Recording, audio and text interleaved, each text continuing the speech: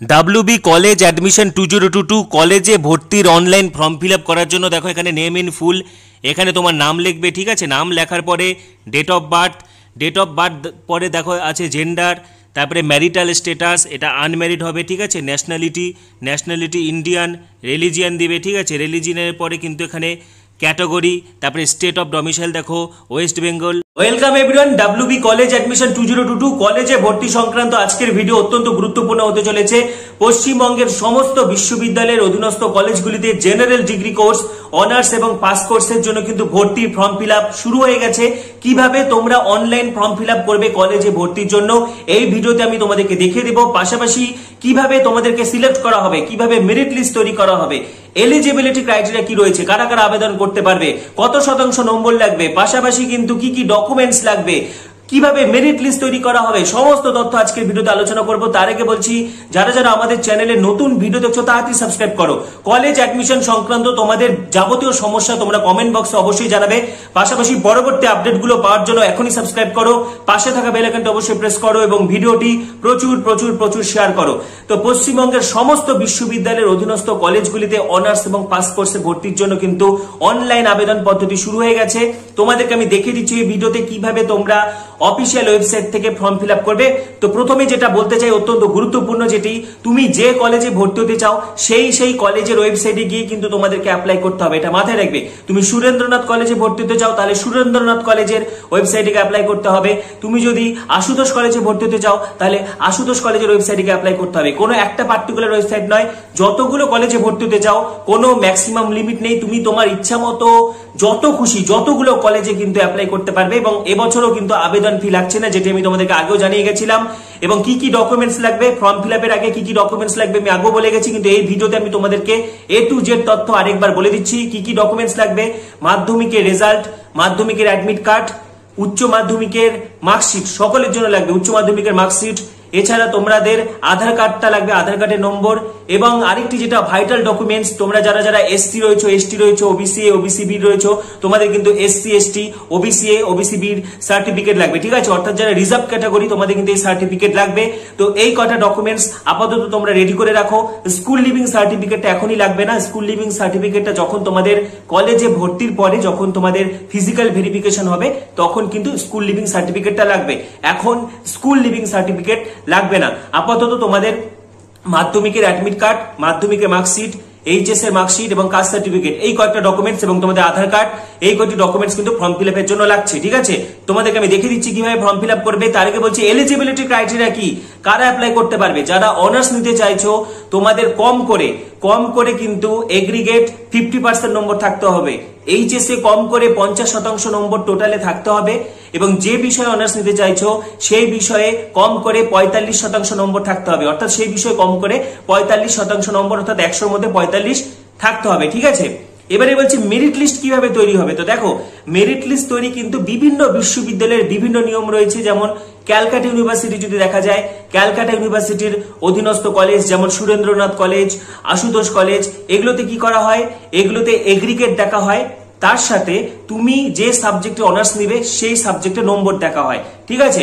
ধরো তুমি chemistry honours নেবে, তাহলে তোমার টোটালে কত পেয়েছো সেটা দেখা হবে এবং তুমি কেমিস্ট্রিতে কত পেয়েছো সেটা দেখা হবে। সেই নিয়ে কিন্তু মেরিট লিস্ট তৈরি করা হবে। পাশাপাশি যারা উত্তরবঙ্গ বিশ্ববিদ্যালয়ের অধীনস্থ কলেজগুলো রয়েছে, শিলিগুড়ি কলেজ রয়েছে, দার্জিলিং গভর্নমেন্ট কলেজ রয়েছে, তারপরে আলিপুরদুয়ার কলেজ রয়েছে, জলপাইগুড়ি আনন্দচন্দ্র কলেজ রয়েছে। তো শিলিগুড়ি কলেজ পাশাপাশি উত্তরবঙ্গ বিশ্ববিদ্যালয়ের অধীনস্থ যে কলেজগুলো রয়েছে সেখানে কিন্তু মেরিট লিস্ট যেটা করা হবে বেস্ট অফ 4 ইংরেজি সহ, নর্থ বেঙ্গল ইউনিভার্সিটিতে কিন্তু ইংরেজি নম্বরটা দেখা হয়, ইংরেজি সহ বেস্ট অফ 4, তার সাথে যে সাবজেক্টে অনার্স নিতে চাও সেই নম্বরটা দেখা হবে।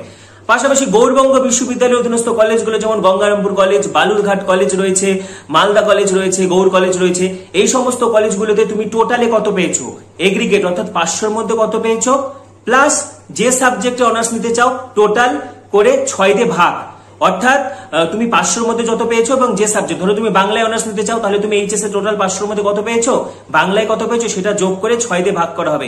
এইভাবে বিভিন্ন নিয়ম রয়েছে। আবার বর্ধমান বিশ্ববিদ্যালয় অধীনস্থ কলেজ যেমন বর্ধমান রাজ কলেজ রয়েছে, কাটোয়া কলেজ, কালনা কলেজ সহ যাবতীয় কলেজ, এখানে কিন্তু আবার মাধ্যমিকের নম্বর দেখা হবে, ঠিক আছে, মাধ্যমিকের নম্বর প্লাস উচ্চ মাধ্যমিকের বেস্ট অফ 5 ইত্যাদি যাবতীয় নিয়ম রয়েছে। ওয়েস্ট বেঙ্গল স্টেট ইউনিভার্সিটির আন্ডারে যেমন বারাসাত কলেজ রয়েছে, বসিরহাট কলেজ রয়েছে, এগুলোতে কিন্তু বেস্ট অফ 4 তার সাথে যে সাবজেক্টে অনার্স নিতে চাও সেই সাবজেক্টের নম্বর দেখা হবে। এইভাবে কিন্তু মেরিট লিস্ট তৈরি করা হবে। পাশাপাশি তোমাদেরকে বলে রাখি, অনলাইন আবেদনের জন্য কিন্তু তোমাদেরকে সংশ্লিষ্ট কলেজে গিয়ে ফর্ম ফিল আপ করতে হবে, সংশ্লিষ্ট কলেজের ওয়েবসাইটে, ঠিক আছে। কোনোভাবেই কিন্তু মানে এখানে অফলাইনের কোনো ব্যাপার নেই বা কলেজে সশরীরে হাজির হওয়ার কোনো ব্যাপার নেই, পুরোপুরি অনলাইনে সংশ্লিষ্ট কলেজের ওয়েবসাইটে তোমরা যাবে, সেখানেই ফর্ম ফিল আপ করবে, সেখানেই মেরিট লিস্ট বেরোবে, সেখানেই অনলাইন কাউন্সিলিং হবে, সেখানেই কিন্তু তোমাদেরকে ফি পেমেন্ট করে ভর্তি হতে হবে। আবেদনের জন্য কোনো টাকা লাগবে না, কোর্স ফির জন্য টাকাটা লাগবে, ঠিক আছে। আবেদন করতে গেলে কোনো টাকা লাগছে না, তোমরা তোমাদের ইচ্ছা মতো ম্যাক্সিমাম কলেজে কিন্তু আবেদন করবে, কারণ এবছর কিন্তু প্রচুর নম্বর পেয়েছে সবাই, কলেজে চান্স পাওয়ার একটা টাফ কম্পিটিশন হবে, সেই জন্য অনেকগুলো কলেজে ফর্ম ফিল আপ করে রাখবে, তাহলে তোমার অনার্স পাওয়ার চান্স কিন্তু বেড়ে যাবে, ঠিক আছে। সরাসরি তোমাদেরকে দেখিয়ে দিচ্ছি কিভাবে তোমরা কলেজে ভর্তির জন্য নিজে নিজে অনলাইন ফর্ম ফিল আপ করতে পারবে। পাশাপাশি যারা নিজেরা ফর্ম ফিল আপ করতে পারবে না, তোমরা অবশ্যই কমন সার্ভিস সেন্টার বা যে কোনো কম্পিউটার ক্যাফেতে বা সিএসসি তে গিয়ে কিন্তু ফর্ম ফিল আপ করাতে পারবে। এই ভিডিওতে আমি তোমাদেরকে সরাসরি দেখিয়ে দিচ্ছি কিভাবে তোমরা ফর্ম ফিল আপ করবে। তো দেখো, কলেজে ভর্তি ফর্ম ফিল আপ করার জন্য যেটা বললাম, তুমি যে কলেজে ভর্তি হতে চাও সেই কলেজের কিন্তু অফিসিয়াল ওয়েবসাইটে গিয়ে অনলাইনে অ্যাপ্লিকেশন করতে হবে, ঠিক আছে।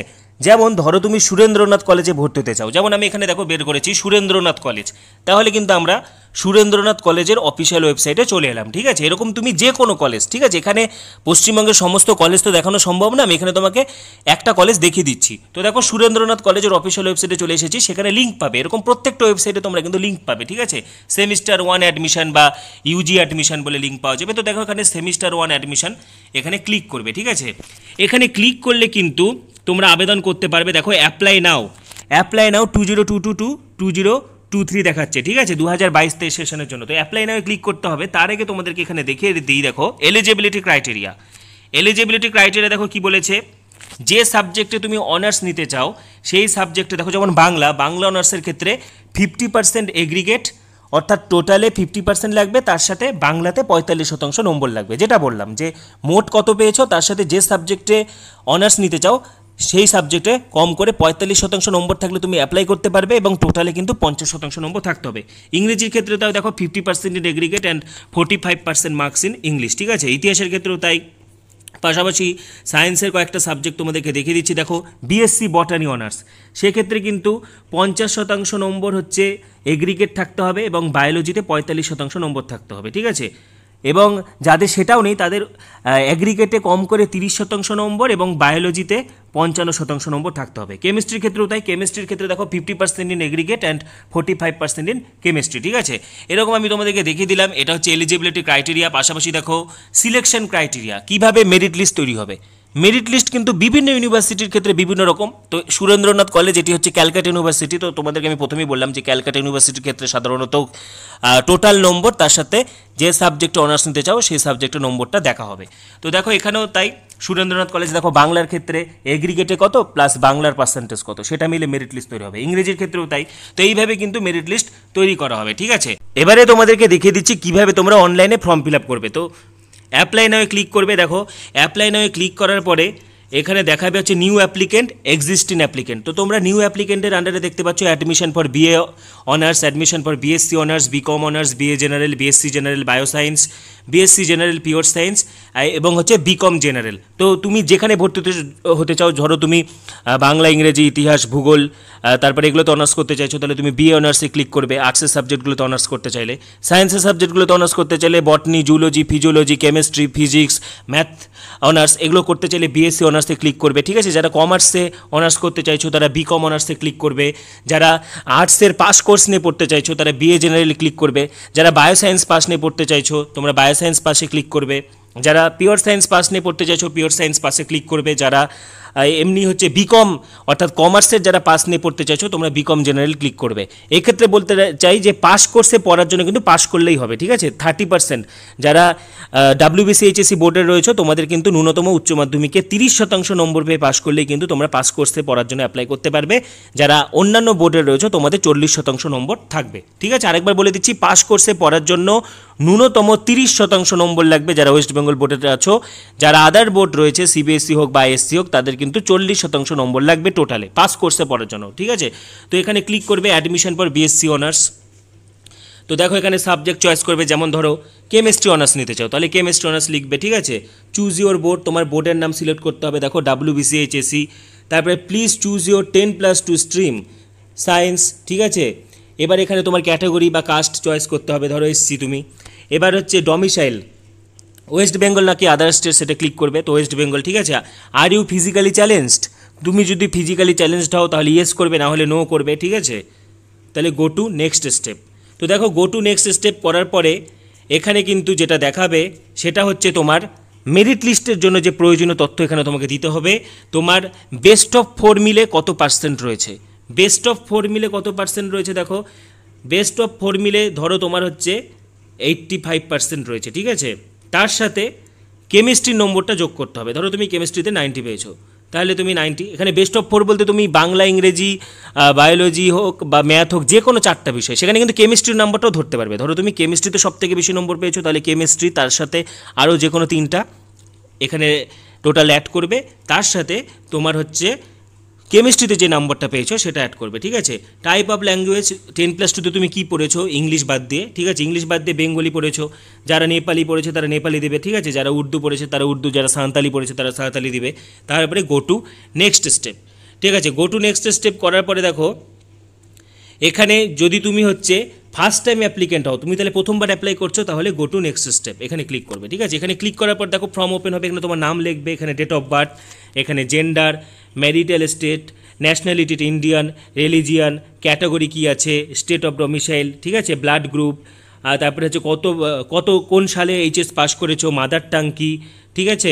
NSS-এ জয়েন করতে চাও কিনা বা NCC-তে জয়েন করতে চাও কিনা, তুমি BPL কিনা, মাইনরিটি কিনা, তারপরে হচ্ছে CU এর তোমার ক্যালকাটা ইউনিভার্সিটির রেজিস্ট্রেশন সার্টিফিকেট আছে কিনা। এটা যারা ওল্ড ক্যান্ডিডেট যারা আগে ভর্তি হয়েছে তাদের জন্য, এটা নতুনদের ক্ষেত্রে নো হবে এটা, হ্যাঁ, ঠিক আছে। এরকম ফার্স্ট জেনারেশন লার্নার কিনা, তুমি ফার্স্ট জেনারেশন লার্নার বলতে তুমি তোমার বংশের তুমি প্রথম শিক্ষিত কিনা, ঠিক আছে। যদি তোমার বাবা মার যদি শিক্ষিত হয় তাহলে তুমি সেটা নো করে দিবে, ঠিক আছে। আধার কার্ড নম্বর দেবে। তারপরে হচ্ছে স্পোর্ট কোটা যদি তুমি অ্যাপ্লাই করতে চাও তাহলে ইয়েস করবে, নাহলে নো হবে, ঠিক আছে। এবারে কিন্তু জেনারেল ইলেকটিভ সাবজেক্ট চয়েস করতে হবে, ঠিক আছে। দেখো এটা কিন্তু একটা ভাইটাল, অনার্সের সাথে কিন্তু দুটো জেনারেল সাবজেক্ট চয়েস করতে হয়, ঠিক আছে। তো দেখো এটা হচ্ছে কলেজ ওয়াইজ নির্ভর করবে, যেমন আমি আগে বলেছি কেউ যদি ম্যাথ অনার্স নিতে চায় তার কিন্তু পাস কোর্সে সে ফিজিক্স কেমিস্ট্রি রাখতে পারে, ফিজিক্স অনার্স নিলে পাস কোর্সে কেমিস্ট্রি ম্যাথমেটিক্স রাখতে পারে, কেমিস্ট্রি অনার্স নিলে পাস কোর্সে সে ম্যাথমেটিক্স ফিজিক্স রাখতে পারে। একই রকমভাবে কেউ যদি বটানি অনার্স নেয় পাস কোর্সে জুলজি ফিজিওলজি রাখতে পারে বা জুলজি কেমিস্ট্রি রাখতে পারে, জুলজি অনার্স নিলে পাস কোর্সে বটানি ফিজিওলজি রাখতে পারে বা বটানি কেমিস্ট্রি রাখতে পারে, ঠিক আছে। এই জিনিসগুলো মাথায় রাখবে।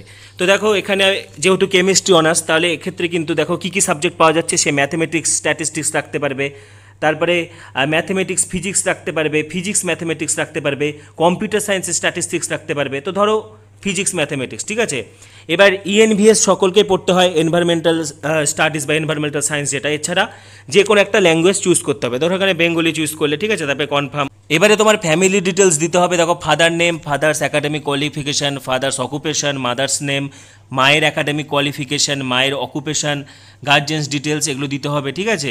নিয়ারেস্ট রেলওয়ে সেন্টার কী আছে, তারপরে তোমার অ্যাড্রেস দিতে হবে, ঠিক আছে। এগুলো দেওয়ার পরে সবশেষে কিন্তু কন্ট্যাক্ট নাম্বারটা ভালোভাবে দেবে, তারপরে কত পেয়েছো সেটা সেই নম্বরগুলো কিন্তু এখানে দিতে হবে, ঠিক আছে। English, Bengali, chemistry, mathematics, physics, কারণ কেমিস্ট্রি অনার্স নিতে গেলে কিন্তু দেখো ম্যাথমেটিক্স এবং ফিজিক্স থাকতেই হবে, ঠিক আছে। তো অটোমেটিক্যালি দেখো সাবজেক্টগুলো চলে এসেছে।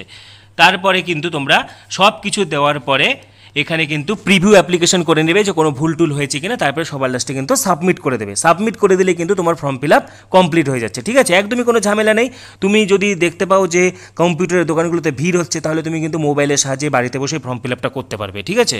তো এইভাবে তোমরা তোমাদের পছন্দ মতো যে কোনো কলেজ, পশ্চিমবঙ্গের যে কোনো কলেজের ওয়েবসাইটে যাবে, সেখানে গিয়ে কিন্তু তোমরা ফর্ম ফিল আপ করতে পারবে। পাশাপাশি তোমাদের যে কোনো সমস্যা হলে বা যে কোনো প্রশ্ন থাকলে কমেন্টে অবশ্যই জানাবে। কলেজে ভর্তি সংক্রান্ত পরবর্তী আপডেটগুলি পাওয়ার জন্য, কাউন্সিলিং কেমন করে হবে, কিভাবে ভর্তি হতে হবে, সমস্ত যাবতীয় তথ্য পাওয়ার জন্য এখনই সাবস্ক্রাইব করো। পরবর্তী আপডেটগুলি পাওয়ার জন্য এখনই সাবস্ক্রাইব করো, পাশে থাকা বেল আইকনটি অবশ্যই প্রেস করো এবং ভিডিওটি প্রচুর প্রচুর প্রচুর শেয়ার করো। সবাইকে অসংখ্য ধন্যবাদ।